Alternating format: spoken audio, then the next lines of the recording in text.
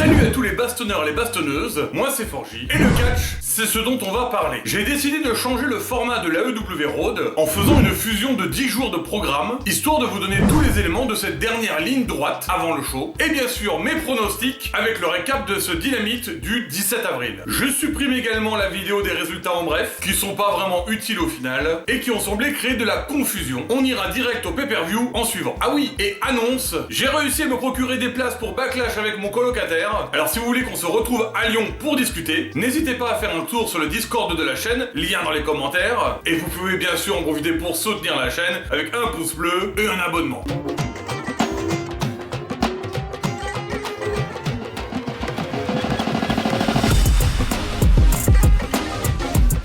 Alors que Samoa Joe s'approche du ring pour un match contre Dustin, Swerve lui saute dessus par derrière. Table en place. Spear dans la face de Joe. À qui c'est la maison? C'est la maison de Swerve. On enchaîne avec Penta qui tente sa chance au titre d'Adam. C'est tout de suite compliqué pour Cobb qui doit s'habituer au rythme effréné de Penta et c'est pas le genre d'adversaire dont il a l'habitude. Mais il a l'expérience et au fur et à mesure, il monte en vitesse et en intensité. Une fois que les deux adversaires se sont mis au même rythme, on a un déluge d'action. Penta pour le Fear Factor. Contré. Super kick. Cobb avec un énorme power slam. Adam se relève. Spear sur le pauvre Hype Man.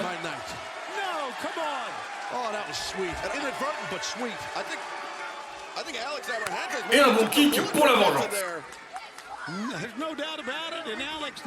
Penta l'offensive, Code Red en avalanche, destruction de bras, Cobb résiste. Il contre Penta dans les cordes avec un spear pour la victoire. Il y a un après-match, Julia Hart et Brody King viennent apporter la destruction sur Adam. Et oui, à collision, il est en combat avec eux. Puis on mixe les programmes, et Willow vient aplatir Julia. En ce moment, les programmes s'entrecroisent et se complexifient. J'aime bien ça, moi. Ça donne de l'action à revendre. Ok, les Bucks vont montrer les coulisses de CM Punk à All In. Mais c'est un angle par rapport à Jack Perry. Ils ont très clairement dit Scapegoat, bouc émissaire, ce qui est sa nouvelle gimmick à la New Japan, qu'il a adopté par rapport à l'incident. Et ils s'en servent vis-à-vis de leur match avec FTR, CM Punk étant leur ami, la team CM FTR. Ils insinuent que c'est ça qui les a fait perdre contre FTR à All In, voire qu'ils avaient orchestré ça. C'était con de montrer ce clip, j'admets, mais en termes de storytelling, ça pourrait être quand même un peu intéressant. Réponse immédiate de FTR. Vous nous faites chier avec cet incident. C'était il y a 8 mois. Il est temps d'avancer. Oui, vous les Bucks, on vous remercie pour avoir créé cet endroit. Mais vous êtes jaloux parce que depuis, on vous a surpassé. La meilleure équipe c'est nous, on sera champion de tag pour la 3e fois à Dynasty, et y a rien que vous puissiez faire à ce sujet. Top Guys out. Interview d'Ospreay. Bref,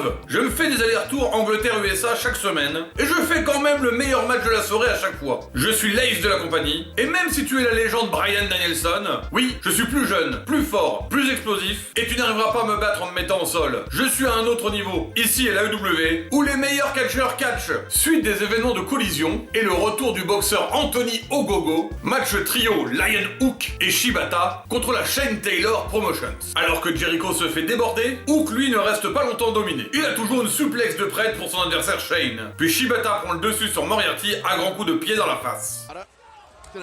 Oups, Lee fait une esquive et Chris prend le pied de Kazuyori dans la gueule. Le combat continue, mais il n'a pas apprécié. Du coup, il l'empêche de faire le tag sur Hook en le virant du coin.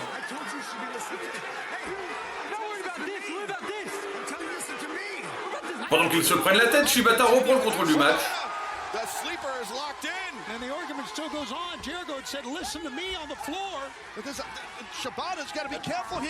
Ogogo et Taylor s'en mêlent, pendant que Shibata prend un grand coup de poing dans la face.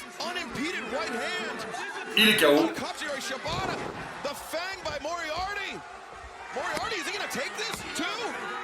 Victoire de la chaîne Taylor Promotions, pendant que Chris et Hook s'engueulent. Ah bravo.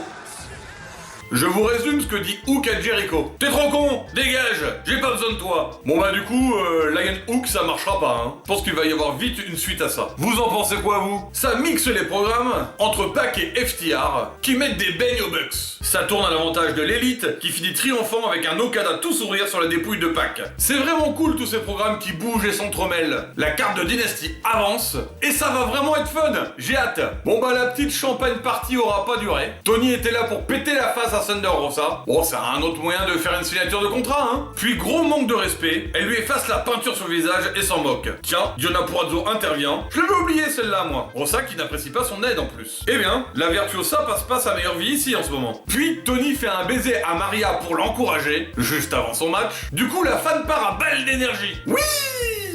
Elle est contre Anna Jay, ce qui va faire un combat plus compétitif que d'habitude. Même si Maria sublime un peu la confrontation, sur le ring c'est acharné. Elle lui met un coup de boule en plus, c'est qu'elle est vénère la Maria. Bon, le coup de cul ça suffit pas, va falloir faire autre chose. Oh bah non, pas une victoire en Athletic Maneuver. C'est triste ça. Bon, au moins elle gagne, mais elle aurait pu faire mieux qu'un roulé-boulé quand même.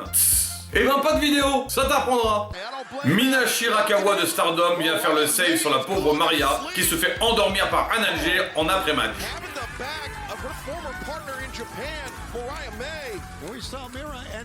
Bon oui, j'avais dit pas de vidéo. Mais Mina qui vient danser. I don't know if Mariah's in shape to have a sip of beverage right now. Maybe water. What the hell's going on here, Excalibur? Et gavé de champagne son amie blonde. What are we witnessing here? Well, we were witnessing Mina Shirakawa. I know that, but it's kind of pouring champagne down the throat of Mariah May, Taz. I thought you were the analyst. No. Puis lui mettre un gros baiser sur les lèvres. Avouez que ça mérite quand même un petit clip vidéo, non? La CEO Mercedes Moné se fait défoncer la tête pendant son interview. Un mystère en suspens. Le boitant Samoa Joe vient quand même faire le main event contre Dustin Rhodes. Bon, il va direct à la castagne. Il est énervé là, le champion. Dustin était très bon lutteur, mais là, c'était pas le jour. Joe est dominant et destructeur au possible. Ça s'arrête pas là, bien sûr. Swerve vient mettre un gros coup de pied aérien dans la tronche de Joe, pendant que celui-ci endort Dustin. Puis coup de chaîne, parce que, autant être violent quand on peut. J'attends beaucoup de Swerve. Pour moi, celui qui doit être le prochain champion à EW. Ça fait de moins en moins de doutes. Vous en pensez quoi, vous? Dites-moi ça dans les commentaires ou sur leur Discord, lien dans la description, et abonnez-vous! En début de Rampage, Cassidy allonge Alex Reynolds pour le compte de 3 avec son Orange Punch. Circulez, y a rien à voir. Trent se pointe, Chuck Taylor s'interpose. Il semblerait qu'ils sachent pas quel camp choisir encore. En tout cas, entre Orange et Trent, ça semble pas bien parti pour se reformer. Affaire à suivre. Don Callis veut que sa famille éclate Danielson à collision. L'écrabouille afin qu'il soit le plus cassé possible, avant son match à Dynasty, contre la poule aux œufs d'or de la faction, Will Ospreay, ça promet. En main event, Matt Sydal affronte le roi du bang, Monsieur Jay White. En ciblant la jambe de Jay dans les premiers instants, Matt se donne un avantage qui lui permet de dominer ce début de match, avec par exemple un très joli météora en dehors du ring. Bien sûr, White n'étant jamais seul, les Guns font le boulot de massacre pendant qu'il se plaint de sa jambe à l'arbitre au milieu du ring. Et c'est maintenant lui qui cible la jambe de Sydal pour l'affaiblir. Coup de pied circulaire de Matt, tentative de Blade Runner, contré en rana inversé. Sydal monte pour un météora de la troisième corde, intercepté par Jay qui se met en place. Blade Runner, 1, 2 et victoire de Jay White. La House of Black contre Dante Martin, Action Andretti et le remplaçant de luxe, Matt Sydal. Oui, encore lui. Pour être honnête, j'adore tous ces high flyers qui combinent super bien et s'envolent sur Malakai Black pour le clouer au sol. Mais je suis un gros fan de la House of Black et j'ai toujours envie de les voir dans des très gros matchs. La storyline du moment avec Mark Briscoe m'éclate et ça me va très bien qu'elle dure. Les confrontations en face à face avec Malakai ou Brody King en mode dominance, ça marche super bien. Sydal arrive en force. Un bon gros rana sur Buddy. Coup de pied à la volée. Genou dans la tête de Malakai. Le coup de pied passe pas. C'est l'aspect de Malakai après tout. Qu'est-ce que je disais? Tout droit de Brody qui finit dehors. Sydal toujours en action. À fond en énergie. Bon, le run s'arrête là. Prise à deux de toute beauté. Presque tombé sur le vétéran. Les faces passent en mode super kick sur tout le trio de la House of Black, puis un par un sur ceux qui se relèvent. Superbe spot. Brody attrape le météorat de Matt en plein vol. Il est la puissance, la destruction. Quelle présence cette House of Black. Sydal se fait finir dans une combo à 3. Il n'y avait rien à faire. Ils étaient juste trop forts. Point. Ils sont prêts pour Dynasty, prêts à écraser Copeland et sa bande. Et c'est exactement ce que je veux voir. Une House of Black conquérante et dominante.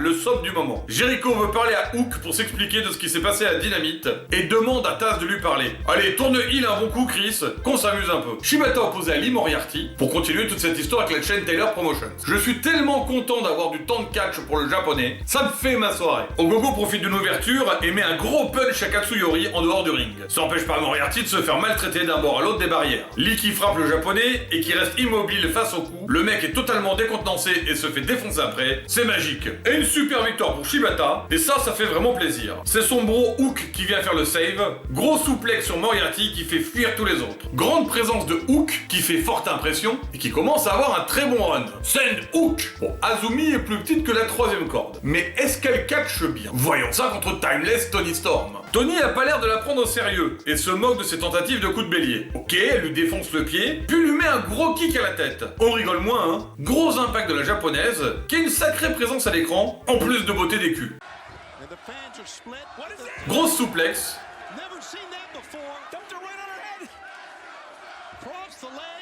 Allez, elle marche sur Toni.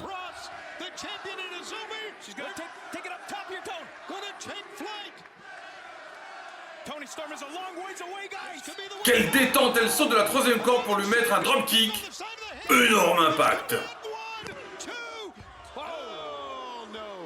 Impressionnante japonaise qui se sort d'une pop-up powerbomb. Toni passe alors la vitesse supérieure. Coup de cul qu'elle enchaîne avec sa prise de finition. Storm Zero pour la victoire. La relation sensuelle entre Toni et Maria est vraiment gênante et intrigante. J'adore. Tout comme cette invasion de lutteuses de la Stardom. Découvrir Azumi en dehors de sa promotion, c'est vraiment fun. Et ça me donne envie d'en voir plus. Donc je suis très hype. Quand on m'annonce Kasta et Danielson en duo contre Fletcher et Hobbs en main event, on me parle, hein. Surtout que tout ça s'inscrit dans la route du match du dragon américain contre Will Ospreay. Je suis chaud bouillant. Le BCC avait prévenu sa castagne d'entrée avant le début du match. Allez, on commence le combat. Et c'est tout de suite très physique entre Kasta et Hobbs. La dynamique est clairement Claudio est là pour faire le labeur et Brian pour défoncer. Il se jette dans les airs pour étamer Kyle. Il y met tout son poids et sa vitesse. Ça permet d'énormes impacts. C'est très spectaculaire. Faut s'occuper des deux? No problemo. Uppercut à l'un. Uppercut à l'autre. Allez, on vire Kyle. Claudio est en forme, tourniquet géant sur Hobbs. No problemo.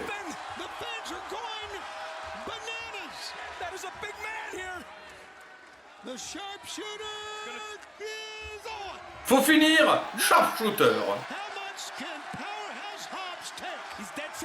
Kyle veut s'interposer.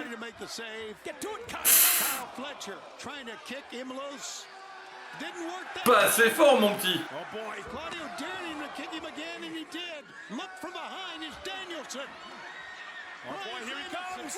Super kick sur Brian.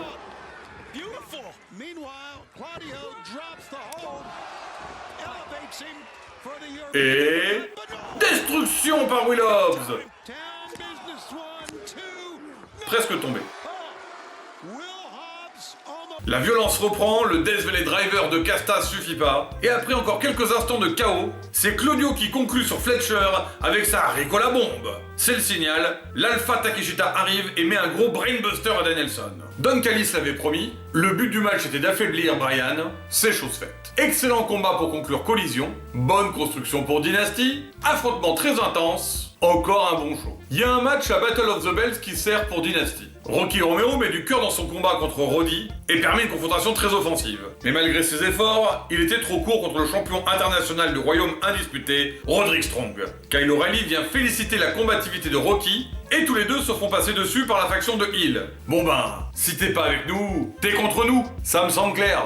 John Moxley n'a pas de route définie à Dynasty, mais ça ne l'empêche pas d'ouvrir ce dynamite. Lui qui est le nouveau champion de la NJPW, en ayant battu Tetsuya Naito pour le titre principal de la compagnie à Windy City Riot. C'est phénoménal. Grosso modo, il fait un point sur ses 20 ans de carrière et d'obstacles et prouve que des choses extraordinaires peuvent arriver. Le titre majeur d'une compagnie majeure dans ses mains. C'est incroyable. Puis il alerte la Don Callis Family sur leur plan idiot de vouloir blesser Bryan Danielson. Il est là pour lui et ils peuvent rien contre le BCC. Il pètera la tête à Hobbs au prochain Dynamite pour le prouver. Adam Copeland attend Willow pour le match mixte, mais elle s'est faite attaquer dans les vestiaires. Devant lui, Julia Hart. Et bien sûr, derrière Brody King qui commence à l'attaquer. Autant dire qu'on n'est pas dans un match de la finesse. Puisqu'il est sans partenaire en ce début de rencontre, la maison en profite. Dès que Brody occupe l'arbitre, Julia prend le relais des coups vicieux. Pas de surprise avec le gros chien en face, c'est de la destruction. Mais l'arrivée de Willow va tout changer. Tac du pied de la part de Copeland. Elle se jette de tout son corps pour crépiser Brody.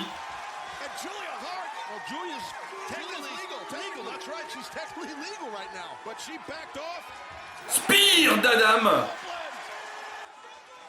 Ouf. Ouf.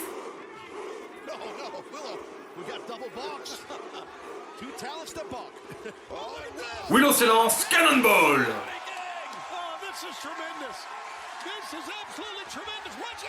Coup de poing lesté d'une chaîne par Julia Hart.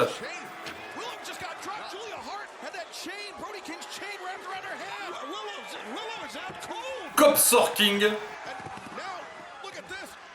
Julia place son Heartless pour la victoire. Après ça, la CEO Mercedes Moné fait fuir la House of Black avec une chaise. Adam lui serre la main, mais l'attention entre Willow et la boss est perceptible. On a les ingrédients pour cette histoire autour du titre TBS. Moné va-t-elle intervenir dans le match? Écoutez la victoire à Willow? Je ne pense pas. La suite est plus intéressante si c'est elle contre Mercedes. Mon pronostic est donc victoire de Willow Nightingale sur Julia Hart. L'autre rendez-vous, c'est la House of Black contre Adam, Mark et Eddie. Je suis partagé. Je pense pas que ça soit la fin de l'histoire pour tous les protagonistes. Malakai poursuit le titre TNT par exemple. Mon pronostic, victoire de la House of Black pour maintenir de la tension dans tout ça, et parce que j'ai envie de les voir gagner de temps en temps, j'avoue. L'élite abuse de leur droit d'EVP et coupe le clip promo de l'historique FTR Bucks. Par manque de temps pour montrer FTR selon eux. Ils veulent être les premiers triple champions tag team de l'AEW, et Okada prend la parole pour promettre à Pac qu'il n'arrivera pas à Dynasty. Ça promet. Ça part donc immédiatement sur le match trio. Pour compléter le Death Triangle, ils ont pris Daniel. Aujourd'hui je suis Rey Fénix Garcia. Bon, c'est logique vu les matchs des dernières semaines, mais ça reste chelou tout de même. Penta et Pac combinent à merveille,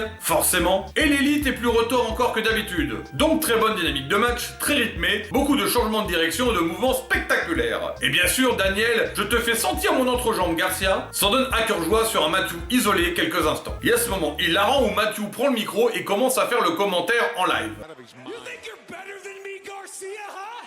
Maintenant que Matthew les a bien cherchés, retour de flamme. Si comme moi vous êtes fan de Pac, quelques bons gros coups à la volée.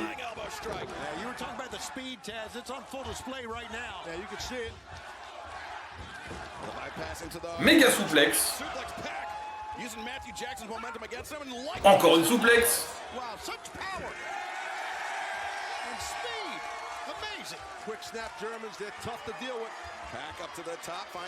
Double dropkick. Moonsault dévastateur.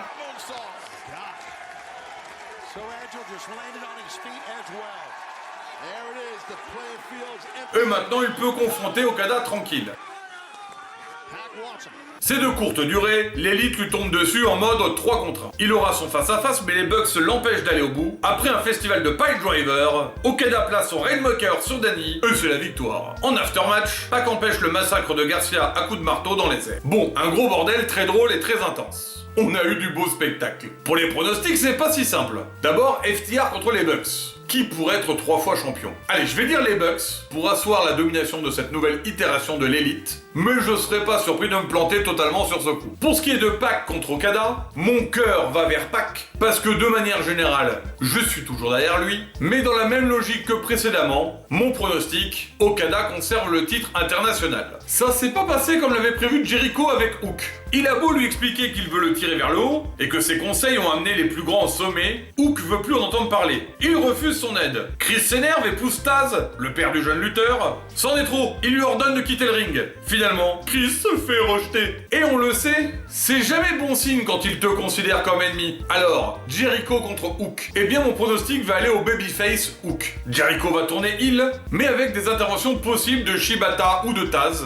Je pense que le jeune héros va l'emporter et amener Chris dans une nouvelle voie sombre, peut-être une nouvelle faction. Bien meilleure alchimie entre Maria et Diona Purrazzo contre cette dernière et Toni Storm. Le match est plutôt cool, et c'est grâce à l'excellente performance de la fan hardcore de Timeless qu'on a le droit à cela. Malheureusement, alors que son charisme crève l'écran, le focus est plus sur la championne, et Maria n'est pas là pour remporter la victoire. Pas encore tout du moins. Et après avoir résisté et placé un très beau coup de cul, c'est finalement un renversement high technique maneuver qui donnera la victoire à la Virtuosa. Bien sûr, après le match, Toni attaque, Thunder Rosa fait le save, elle s'embrouille avec Diona, mais évite le piège de Toni, la met en soumission et lui met du rouge à lèvres partout. Bon, si vous avez besoin d'une maquilleuse, c'est pas elle qu'il faut appeler, hein. Je vois pas Rosa gagner. Alors mon pronostic, c'est que Toni conserve sa ceinture, même s'il va se passer des choses avec Diona et Maria. Le Bang Bang Gang s'amuse. Nouveaux ciseaux, nouveaux amis, nouveaux t-shirts et nouvelles battes.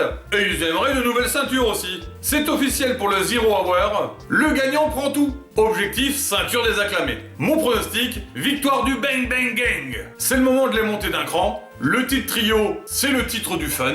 Ok, bah moi il m'amuse. Et on va nulle part avec le groupe de Dadias. Orange Cassidy affronte Shane Taylor. C'est fun et c'est bourrin. Il y a une très bonne alchimie entre les deux, c'est évident. 420 Saturday. As Orange Cassidy trying to... Can he get up Shane Taylor for that Beach break raté. Coup de genou. Orange punch. Shane vacille.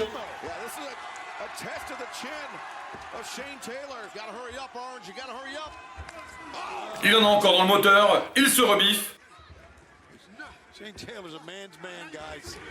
Second orange punch.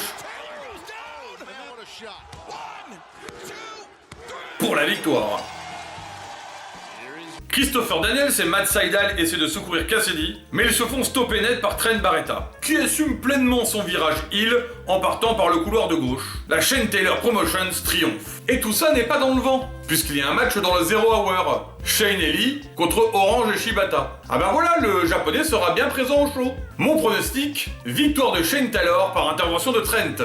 Clip pour revenir sur l'histoire entre Kyle O'Reilly et Roderick Strong, anciens membres de l'Undisputed Era. Vu que le Royaume et Wardlow seront dans le coin, mon pronostic, Roddy conserve. À moins qu'il y ait une surprise en stock. Plus personne parle de Bobby Fish, non? Claudio Castagnoli contre Will Ospreay. Pour avoir le droit de se faire Danielson, il faut passer sur le Superman suisse. Logique. C'est un match qui a un niveau d'exception, évidemment. Casta, c'est l'intensité, la puissance et une grande perspicacité. Ospreay, c'est la rapidité d'action, la fluidité, l'impact. Sans parler des coups de pied aériens à la Street Fighter 2, bien entendu. Beau sharpshooter, mais Claudio a maîtrisé le sol avec le BCC, il se laisse pas abattre facilement. Et puis, lui aussi, il sait te mettre en soumission. Après Will, c'est pas le gars à abandonner pour si peu non plus. Festival final. Coup de pied monté sur ressort.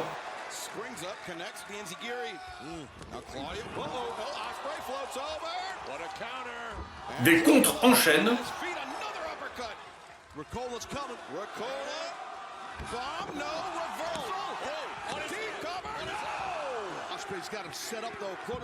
Coup de pied circulaire.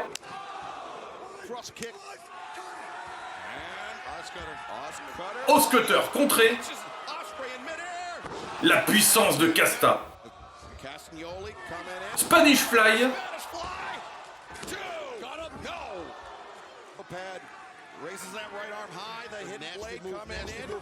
Uppercut.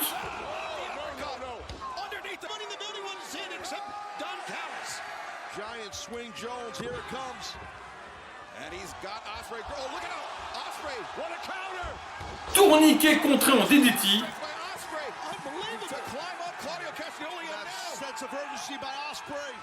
Moonsault vrillé. Hidden Blade. Et c'est la victoire. Wow. En après-match, la Don Callis Family attaque Casta, devant un Will qui sait pas trop où se placer dedans. Puis Mox vient équilibrer les choses. Ospreay s'éloigne de sa faction par le couloir des Faces. Son départ de la famille est pour bientôt. Quel grand combat ça va être à Dynasty. Ce GOAT contre GOAT. Mon pronostic, eh bien je vais donner Danielson gagnant. Histoire de construire de l'histoire avec les factions de BCC et de Don Callis Family. Et avoir au moins une revanche à ce match de rêve. Après des interviews tout le show, Swerve est sur le ring. Il a vu la peur que provoque Joe. Il l'a ressenti. Et maintenant il l'a apprivoisé. Joe arrive entouré de la sécurité.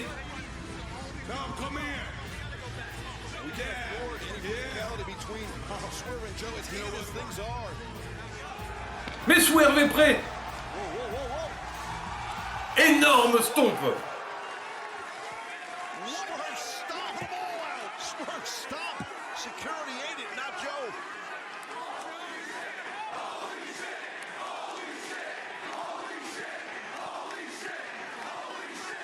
Il veut le titre.